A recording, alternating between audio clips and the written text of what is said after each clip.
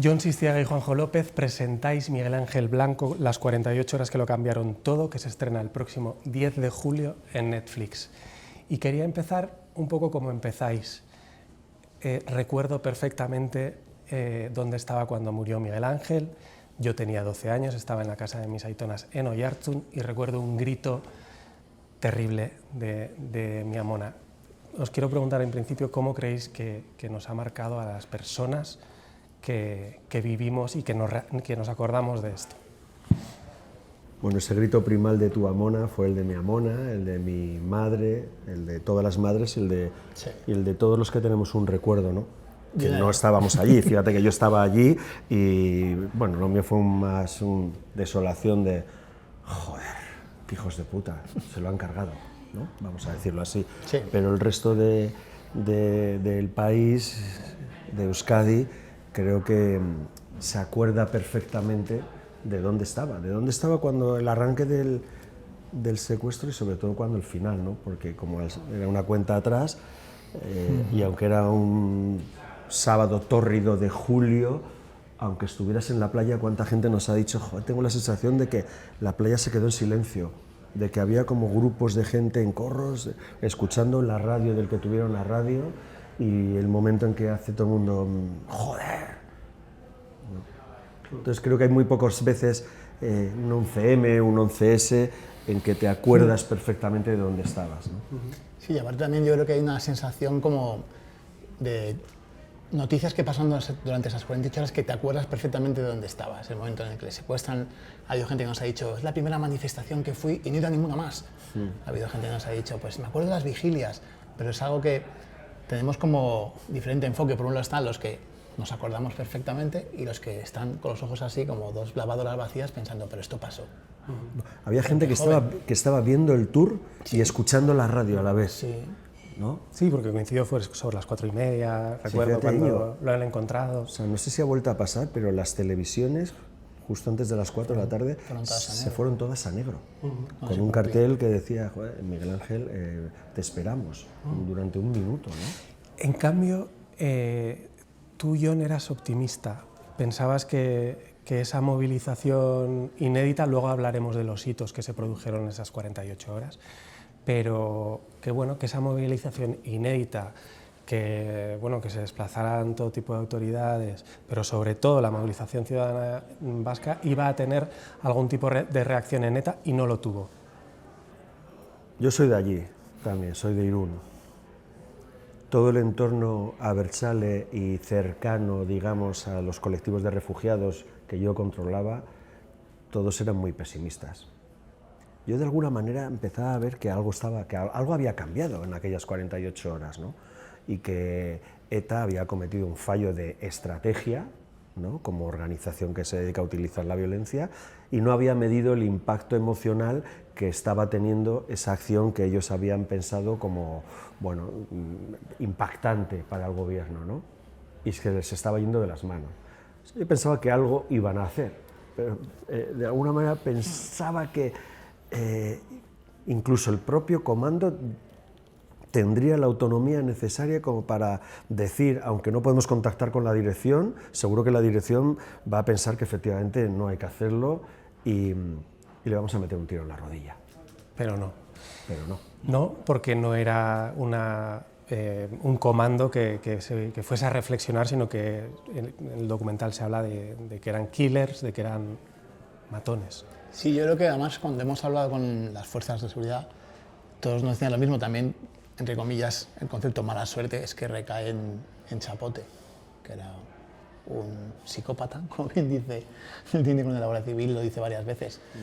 Y era alguien que no se iba a dejar llevar por esa especie como de corriente de la gente, de la presión. Por primera vez la gente dice hasta aquí, basta, sobre todo la gente de Euskadi, con Carlos Totorica a los mandos ahí como alcalde de Ermua. O sea, es la primera vez que dicen, no, ya no vamos a callar, vamos a salir a la calle, vamos a presionar. Pero es que cae en manos de uno de los peores. Pero todo era nuevo. En aquellas 48 horas improvisamos todos, improvisamos los periodistas, que muchos nos rompimos. Hubo periodistas que se pusieron a llorar en directo. El caso de Verónica Elorza, ¿no? De Televisión Española. Pero muchos más, que lo que llamamos los plumillas, ¿no? Que no tienen una cámara que les esté mirando, operadores de cámara que dejaron de grabar porque es que no podían más, ¿no? O que se dejaron las cámaras y se pusieron de rodillas con las manos en la nuca también a gritar. Es decir, estábamos todos improvisando qué estaba ocurriendo. Entonces, elucubrar sobre si lo iban a hacer o no era lícito y lo podíamos hacer todos ya. Ya no hacía falta ser experto en ETA o del País Vasco, de la Guipúzcoa más o menos profunda. Todo podía ocurrir. Lo que no sabíamos es exactamente quién lo tenía. Porque si llega a caer en otro comando, a lo mejor sí que hubiera sido permeable a esa sensación de, hostias, igual deberíamos tener un doble check. Mantienes el optimismo por lo que veo. No pretendo enmendar el titular del documental, pero decís que esas 48 horas lo cambiaron todo, pero durante 15 años más ETA estuvo matando. ¿Qué cambiaron esas 48 horas? Bueno, cambiaron algo muy importante, que es que le perdieron el miedo.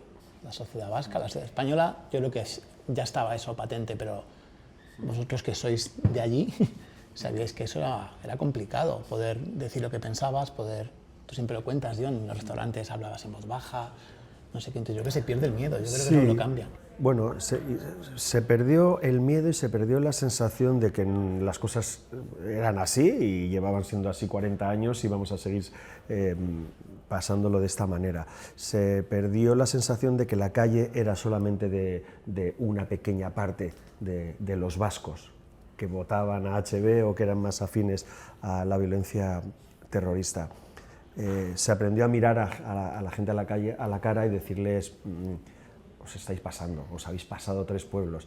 Pero sobre todo hay algo que se perdió el miedo dentro de la propia comunidad de votantes abertzales de poder decir, joder, nos estamos pasando. Está el ejemplo de Patxi Zabaleta, ¿no? que aparece en ese momento. Es verdad que antes también se había pronunciado en ese aspecto. No sé si consideráis que el asesinato, el secuestro y el asesinato de Miguel Ángel quizá fue el inicio del fin del terrorismo, aunque se tardó 3 lustros, o fue quizás el principio de la deslegitimación de ETA. Bueno, ambas cosas son iguales, ¿no? El principio del fin empieza por deslegitimar la violencia terrorista y sobre todo quitarte el miedo a poder decirlo en alto. Prácticamente un año después del asesinato de Miguel Ángel Blanco, ETA decreta una tregua. ¿Por qué? Porque tiene que repensarse a sí misma entera, porque sus propios cuadros dirigentes no acaban de valorar si lo que han hecho ha sido bueno o malo para los fines de la banda, porque su propio entorno de apoyo les está criticando, porque desde las cárceles se están diciendo, ostras, es que nuestras familias vienen a vernos, pero vosotros estáis metidos ahí fuera en un zulo y no os estáis enterando de nada. Entonces decretaron una tregua. ¿ETA se podía haber acabado el año siguiente? Sí, si las negociaciones que se inician en el año 99 hubieran llegado a buen puerto. Al final ETA, bueno, decretó el fin de la tregua y una nueva oleada de atentados muy bestia, pero al final era el canto del cisne, de alguna manera, ¿no? Porque ya no tenían apoyo ni entre sus propias filas, ¿no? Así que llamémosle el principio del fin, aunque fue una lenta agonía y 60 y tantos muertos, sí, llamemos el inicio de la ofensiva ciudadana, del poner pie en pared y decir, ya está bien, ¿no? En Euskadi, no en el resto del país que no se necesitaba, pero sí allí, ¿no? Los que éramos de allí, pues poder mirar a la cara a alguna gente a la que antes no te atrevías porque luego igual tenías una pintada o tenías que mirar debajo del coche y decirle, ya está, se acabó, ¿no? Hablábamos antes de algunos hitos, la movilización ciudadana, la presencia del rey, que interviene además en el documental, y luego también mencionáis en el documental un hito que, bueno, emociona un poco, ¿no? Que es ese momento en el que hay una manifestación enfrente de la sede de Herri Batasuna en la calle Urbieta de Donosti y los ertzainas se quitan esa careta. No sé si fue un momento quizás de euforia del que luego la gente quizás se pudo arrepentir porque el terrorismo siguió adelante, o realmente fue, bueno, la gente se sintió más segura a partir de ese momento. En el caso de que hablas tú de la sede de Batasuna del propio Imanol, entonces en ese momento pensé, me va a caer un paquete mañana. Ya. Sí, me van a meter un expediente, ¿no? Por quitarme el verduguillo. Bueno, habían matado ya 7 o 8 ertzainas, ¿no? Y luego todavía fallecieron o fueron asesinados unos cuantos más, ¿no? Pero sí es de esos momentos que los que tienen una cierta edad recuerdan también perfectamente, ¿no? Por la emocionalidad que se transmitió. Una policía vasca que está defendiendo la sede de los que apoyan a los que les asesinan. Todo muy loco, ¿no? Pero están cumpliendo su labor de policía del pueblo, que es defender a los que en ese momento están siendo acosados. Claro, ¿cómo rompió ese momento de tensión que podía haber estallado de cualquier manera? Quemando la sede, abrasando a los de dentro, la Ertzaintza atacando, digamos, a los manifestantes para tratar de pararlos, quitándose el verduguillo y diciendo, voy a dar mi cara. ¿Y qué ocurrió? Que hubo un momento de catarsis, que es uno de esos momentos que históricamente tiene una importancia, que lo vemos en el momento allí, pero que luego ha trascendido, porque logró parar a la masa. ¿Cómo paras a la masa? O sea, esto no te lo enseñan del todo en las academias de policía, ¿no? Sobre todo en las unidades de intervención. Tienes tus cositas, pero ¿cómo paras a una masa de 10.000 personas con un les solo puso gesto? a andar, ¿no? ¿Sí? En esa manifestación. Los cansa, sí. Claro, exacto, exacto. Entonces, eso tenía muchos significados, ¿no? Y tenía muchas aristas. No solo consigo parar a los de primera fila, sino que hay una onda expansiva que va hacia atrás que hace calmar a los 10.000. Porque el último, en 1999, no ha visto que los ertzainas se han quitado el verduguillo. Se lo han dicho, no, se han quitado el casco, se han quitado el casco, ¿no? Ese momento me parece de una explicación absolutamente emotiva. Todavía se me ponen los de... A mí también cuando lo vi. Una compañera de Vocento, Lourdes Pérez, no sé si son exactamente estas palabras, pero dice, unos señalaban, había una serie de chivatos, que podían ser el vecino, creo que en un momento comentas el carnicero, bueno, ETA ejecutaba y luego había quien lo justificaba y lo amparaba. ¿Qué ha sido de esa gente? ¿Cómo creéis que ha evolucionado cuando habéis estado haciendo el documental y también por la experiencia que tenéis, quizás tú más allí? ¿Crees que han hecho el trabajo suficiente? Que un poco como que se está intentando olvidar esos papeles terroríficos, ¿no? de cómo un vecino puede dar pistas para que asesinen a otro. Uno de los fines de este documental era no solo traer otra vez una historia que ocurrió hace 29 años y que nos pareció importante y que se ha olvidado, sino volver a hacer recordar a las generaciones que no lo vivieron que esta historia fue muy potente, ocurrió en un momento determinado y cambió muchas cosas, ¿no?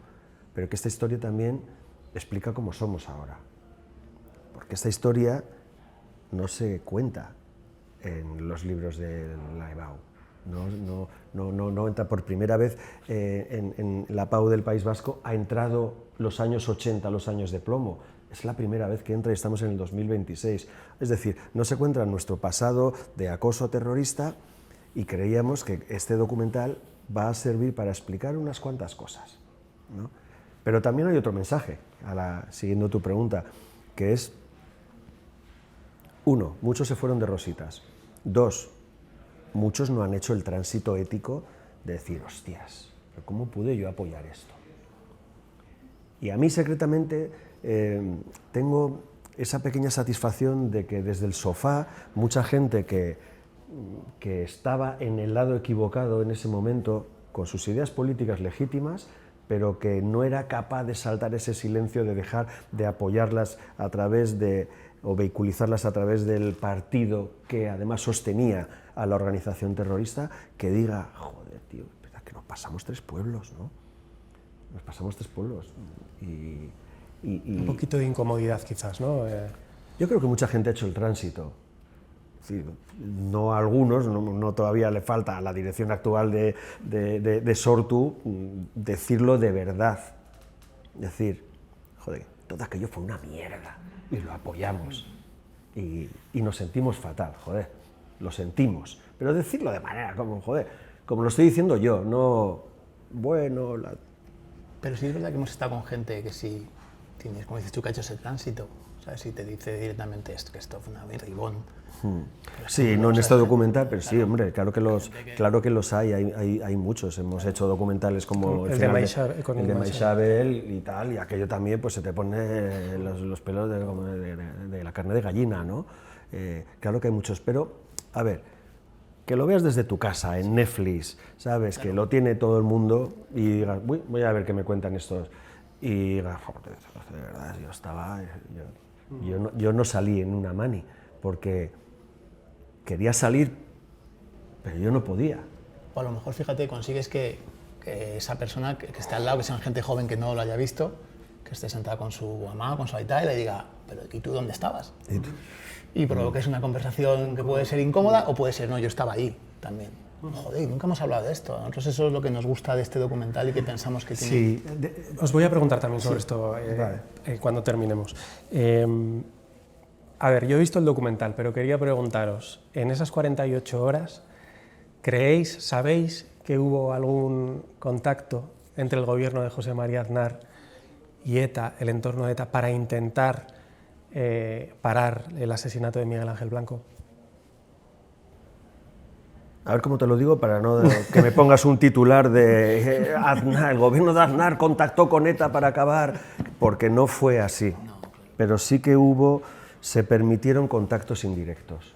O sea, creo que una de las exclusivas del documental es que el gobierno de José María Aznar estaba al tanto de que había algunas personas que intentaron acercarse a ETA, la organización terrorista ETA, y que no actuaban en nombre del gobierno, ni de parte del gobierno, ni estaban autorizadas a hacer ninguna propuesta oficial por parte del gobierno. Pero que, oye, es que si llegaban a buen puerto, pues estupendo, porque salvabas la vida, ¿no? Es decir, el gobierno lo tenía muy claro. El gobierno no va a negociar bajo chantaje con una organización terrorista. ¿Qué significa eso? Miguel Ángel Blanco Garrido está muerto. Ahora, si hay alguien que quiera hacer algo, el Papa, el Premio Nobel de la Paz Pérez Esquivel, que habla con Anchón en la República Dominicana, oye, pero si alguien tiene que entrar en una cárcel, bueno, pues hacemos alguna gestión para que entre en la cárcel, pero no es nuestra gestión, ¿no? Vale. No sé, es un título un poco largo para el diario.es, pero, pero no hubo, oficialmente, no hubo ninguna intención de hacerlo. Extraoficialmente se permitieron cosas. Quería hablar ahora, que lo mencionabais ahora, de la Euskadi de ahora, ¿no? Bueno, tenemos una Euskadi en la que la mayor parte de los jóvenes no saben muy bien qué es lo que ocurrió y en la que muchos adultos pues han tirado para adelante y que quizás, bueno, pues esto lo han aparcado. ¿Es una manera de supervivencia? ¿Cómo lo veis? Bueno, es una manera de supervivencia sobre todo para aquellos que estaban en el lado oscuro. Es decir, pero sí es verdad que en Euskadi desde hace años se ha instalado una especie de dulce amnesia, ¿no? Que es beneficiosa para todo el mundo. ¿Por qué? Porque pasas página enseguida.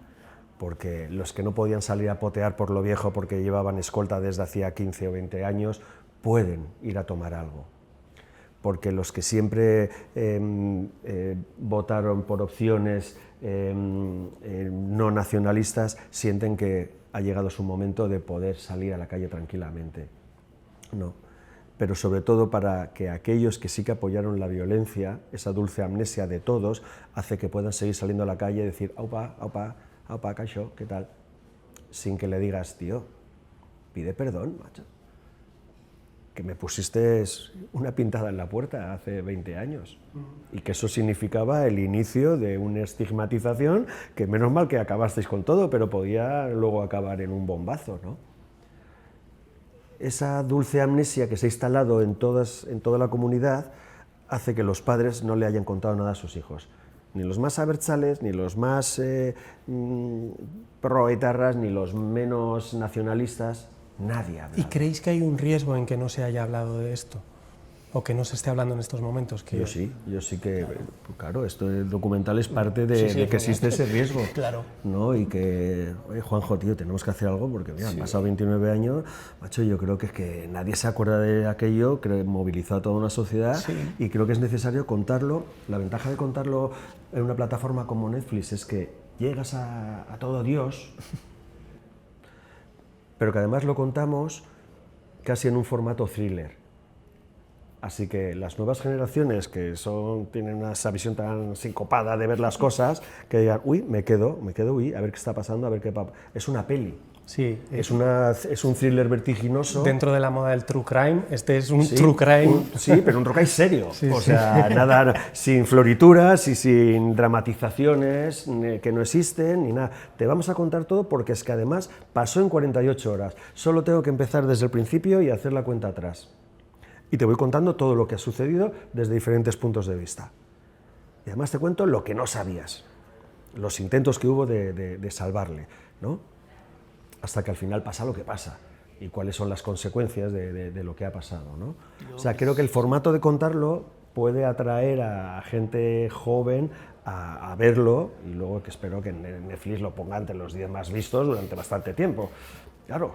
Y aparte yo creo que fíjate que decías tú que para mí es necesario. Claro que es peligroso que esto no se sepa. Creo que es necesario saberlo y de hecho la forma de contar la nuestra ha sido muy desde la piel.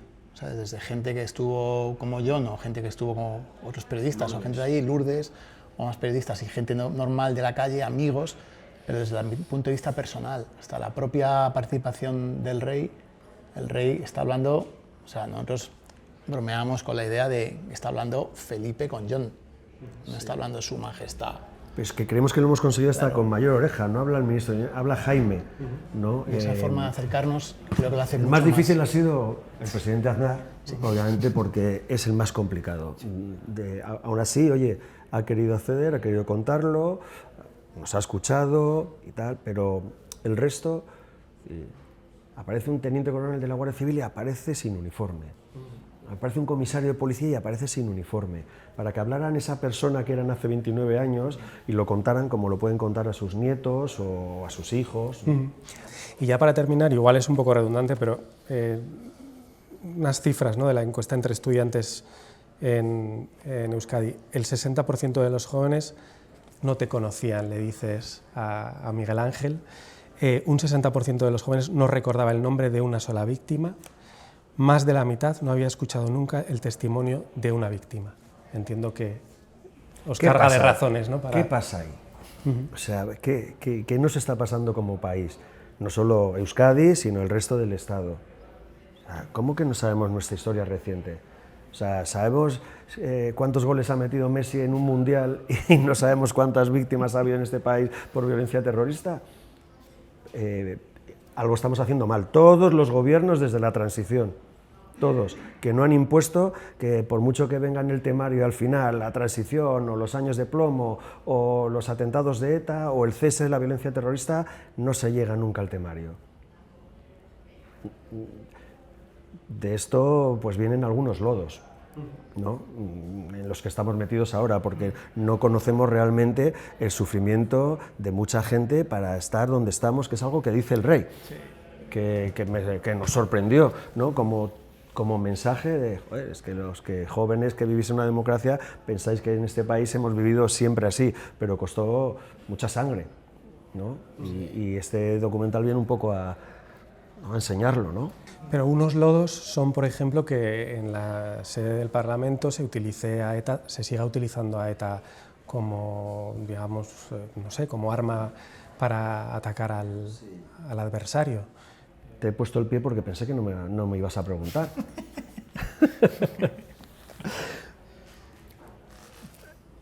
Para mí, para Jon Sistiaga, no sé si para Juanjo López, es escandaloso que se siga hablando de ETA o sacándoles pantapájaros de ETA para atacar al adversario político. ETA dejó de matar hace 15 años. ETA se disolvió hace 7, 8 años. No existe. Y no existe gracias, sobre todo, a la enorme labor de los cuerpos y fuerzas de seguridad del Estado, que acabaron con esa organización terrorista, y a que la sociedad les hizo frente a los que apoyaban a los terroristas. Gran parte de ese apoyo, o de hacerles frente, empezó en 1997, con el asesinato de Miguel Ángel Blanco. Me parece obsceno seguir hablando de ETA como si estuvieran, ¿no? Para eso este documental enseña que ETA empezó a desaparecer en 1997 y desapareció por completo hace ya casi 10 años, ¿no? Es decir, recordarlo para que no vuelva a ocurrir, recordarlo para conocer de dónde venimos, pero no utilizarlo como arma política, ¿no?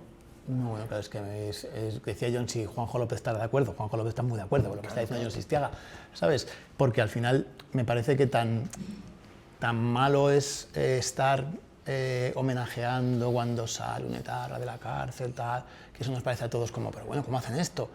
Pero no nos parece igual de malo cuando alguien en el Congreso dice, es que están ahí, es que están aquí. O sea, creo que es igual de vergonzoso, ¿sabes? Y creo que como sociedad ha habido gente, como en el caso de Miguel, que se ha dejado la vida, y ha habido muchos más muertos para que tengamos lo que tenemos ahora, esa convivencia democrática. Entonces me parece que es una falta de respeto a todos los niveles. Pues John Sistiaga, Juanjo López, Miguel Ángel Blanco, las 48 horas que lo cambiaron todo, el 10 de julio en Netflix. Muchísimas gracias por atender al diario.es. Un placer. Claro que sí, a vosotros. Gracias. Chao.